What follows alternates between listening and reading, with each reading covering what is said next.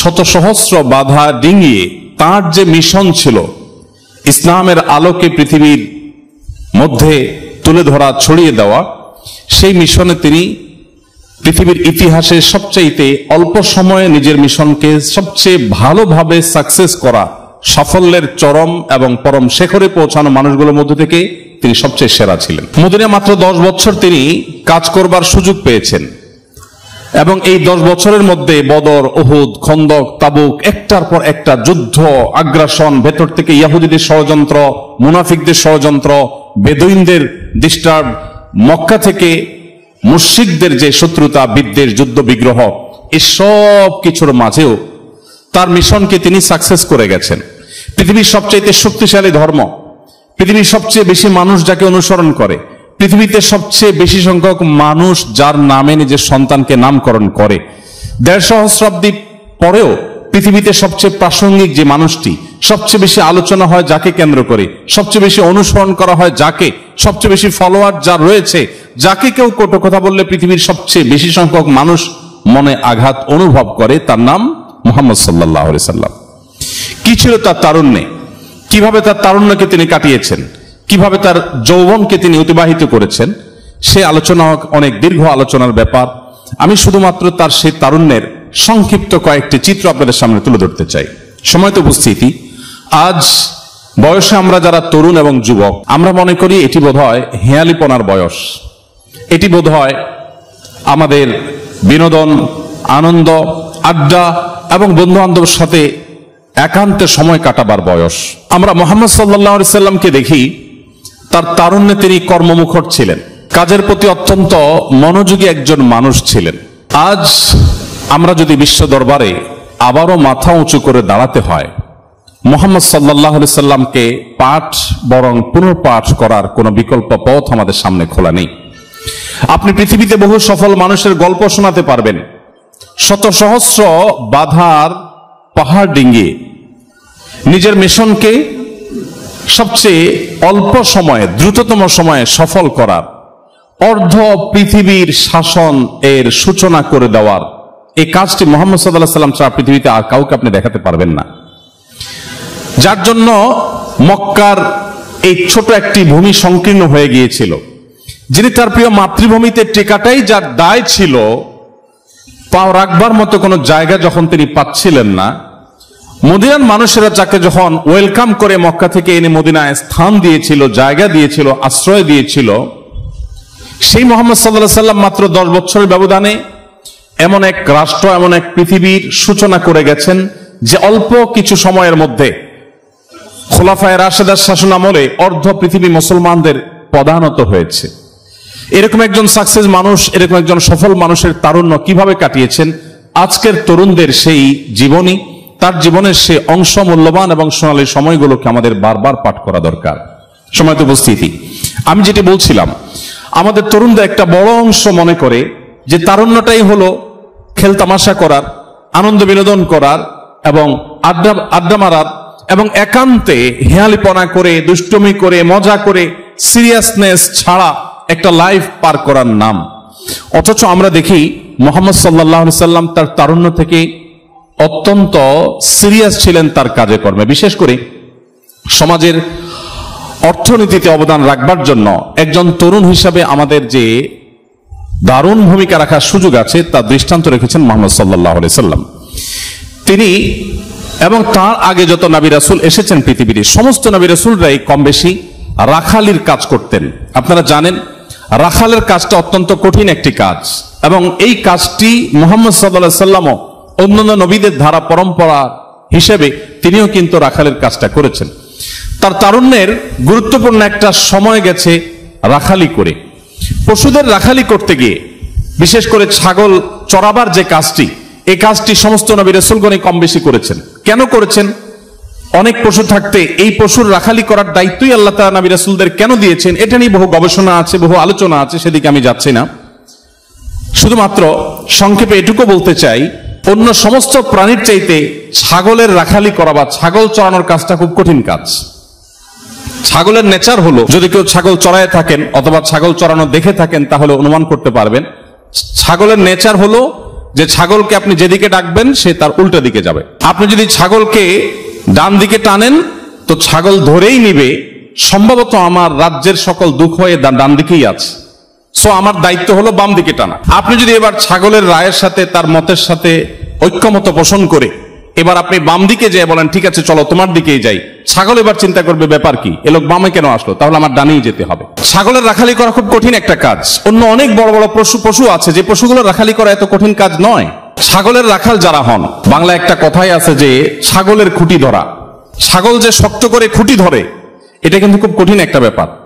যিনি রাখালির কাজটা করেন বা ছাগল চড়াবার কাজটা করেন তিনি অত্যন্ত সচেতনভাবে সতর্কতার সাথে ছাগলের রাখালি তাকে করতে হয়। তিনি ছাগলের গলায় যে রশি আছে তার অপর প্রান্ত যে তার হাতে আছেন, তিনি যদি তেড়ামি করে গোড়ামি করে অথবা গায়ের জোর খাটিয়ে ছাগল যখন খুঁটি ধরেছে সে যাবে না, বসে পড়েছে বা অন্যদিকে টানছে, তিনি যদি উল্টা দিকে টানতে শুরু করেন গায়ের জোরে, তাহলে ছাগল মারাও যেতে পারে, ফাঁস লেগে যেতে পারে, গলায় আহত হতে পারে, অনেক কিছু হতে পারে। একজন রাখাল সাধারণত ছাগলের গলার রশিটাকে তিনি ছাগলের সাথে তেড়ামি করে গায়ের জোরে টানতে টানতে নিয়ে যান না। আবার ছাগলের কথা শুনে ছাগল যেদিকে যায় সেদিকে যদি সে যেতে থাকে তাহলে তো কাঙ্ক্ষিত গন্তব্যে নিয়ে যাওয়া যাবে না। এক্ষেত্রে কখনো ছাগলকে তাড়া দিয়ে, কখনো পেছন থেকে তাড়া দিয়ে, কখনো সামনে থেকে রশি টেনে নানাভাবে কৌশলে তাকে তার গন্তব্যে নিয়ে যেতে হয়।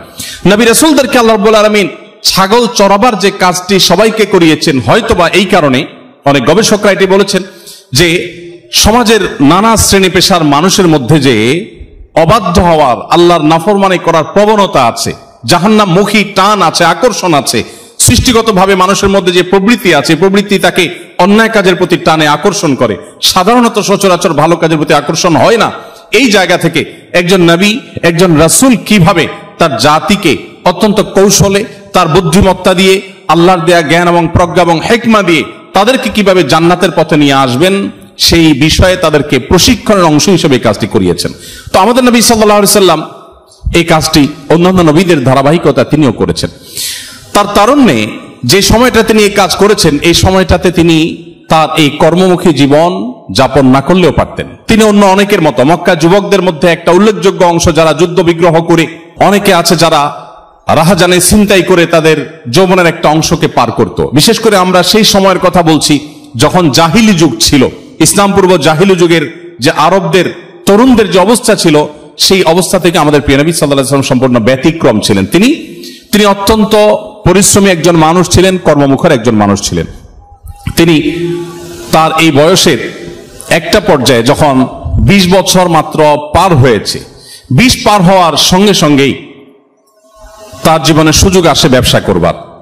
মক্কার মানুষদের মধ্যে একটা কালচার ছিল, যাদের অর্থ আছে তারা অনেক উদ্যমী তরুণকে বা উদ্যমী ব্যবসায়ীকে তারা তাদের পুঁজি দিয়ে তৎকালীন সিরিয়াতে পাঠাতো। সিরিয়া থেকে তারা মক্কায় যে সমস্ত পণ্যের প্রয়োজন হতো সে সমস্ত পণ্য তারা আমদানি করত, আবার মক্কায় যে সমস্ত পণ্য পাওয়া যায় সেগুলো সেখানে রপ্তানি করত, অথবা নগদ অর্থ নিয়ে সেখান থেকে তারা মালামাল এনে মক্কায় বিক্রি করত। আবার কখনো নগদ অর্থ নিয়ে সেখানে কেনাবেচার কাজ সম্পন্ন করে প্রফিটের টাকাটা নিয়ে তারা মক্কায় ফিরত। তো এরই ধারাবাহিকতায় মুহাম্মদ সাল্লাল্লাহু আলাইহি সাল্লামের বয়স যখন 20 বছর পার হলো, তারপরে খাদিজা রাদিয়াল্লাহু তাআলা আনহা ছিলেন মক্কার অভিজাত একজন নারী, অত্যন্ত ধনাঢ্য একজন নারী, যার প্রচুর সম্পদ ছিল এবং তিনি ব্যবসা করতেন।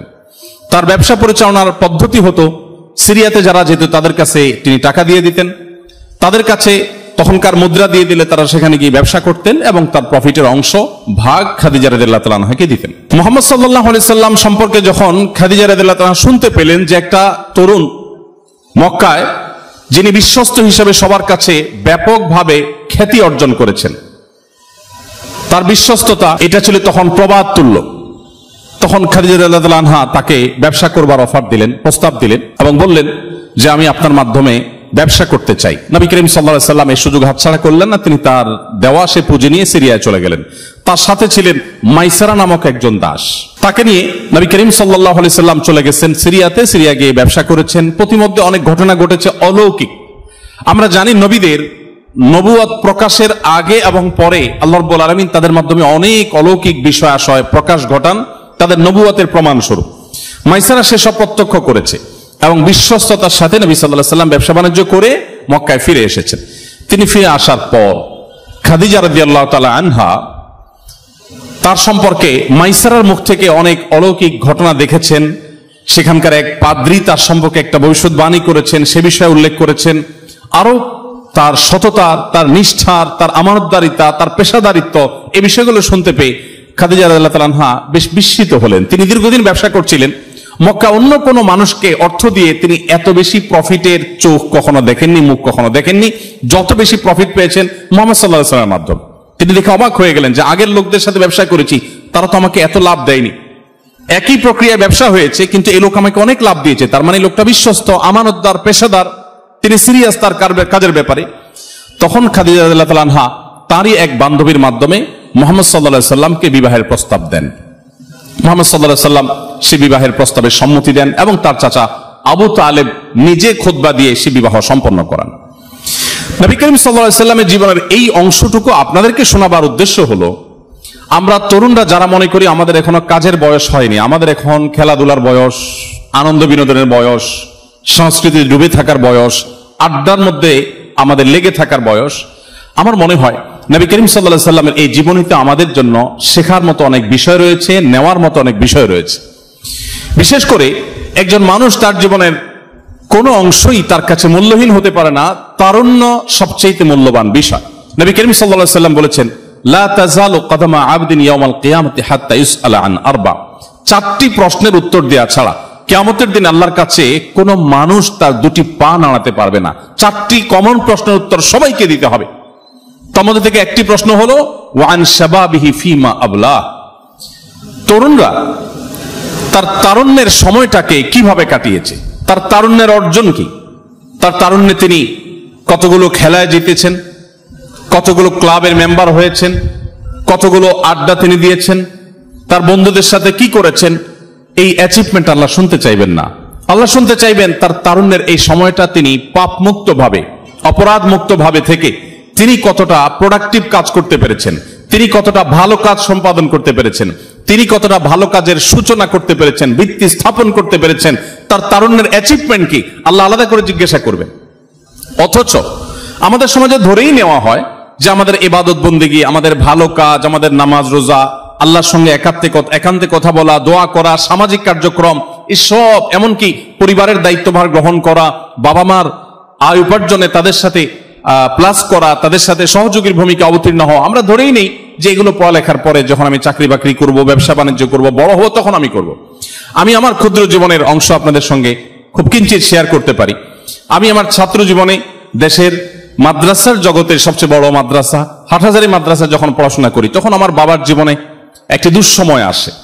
তিনি ব্যবসায়ী ছিলেন, হঠাৎ তার ব্যবসায় এমন ভাবে লস হয়েছে যে তার সমস্ত পুঁজি হারিয়ে তিনি প্রায় পথে বসার দশা। আমি তখন বিলম্ব না করে সেখান থেকে মফস্বলের একটি মাদ্রাসা, যশোরের একটি মাদ্রাসা এসে ভর্তি হই। সাধারণত হাটহাজারী মাদ্রাসা থেকে মফস্বলে কোনো মাদ্রাসায় গিয়ে ভর্তি হওয়ার নজির সাধারণত খুঁজে পাওয়া যাবে না। বাট আমি চলে এসেছি। কেন এসেছি? আমার বাবাকে হেল্প করতে হবে, অর্থনৈতিকভাবে তাকে সাপোর্ট দিতে হবে। আমি সেখানে এসে যশোর যুব প্রশিক্ষণ কেন্দ্রে ইমামতির দায়িত্ব নিয়েছি এবং সেখানে কোরআন পাঠদানের শিক্ষকতার দায়িত্ব নিয়েছি। এই দায়িত্ব পালন যখন আমি করি তখন আমার বয়স অনেক কম। আমার বয়স তখন 17 কি 18 এরকম হবে। এরকম বয়সে আমি সেখানে এসে এই দায়িত্ব পালন করে, আরো কম হবে, বোধহয় 16 কি 17 হবে। আমি দায়িত্ব পালন করে প্রতি মাসে উপার্জন করে বাবাকে আমার সে উপার্জনের সবটুকুন টাকা তুলে দিতাম। তখন আমি যে বেতন পেতাম সম্ভবত 600 টাকা বেতন পেতাম।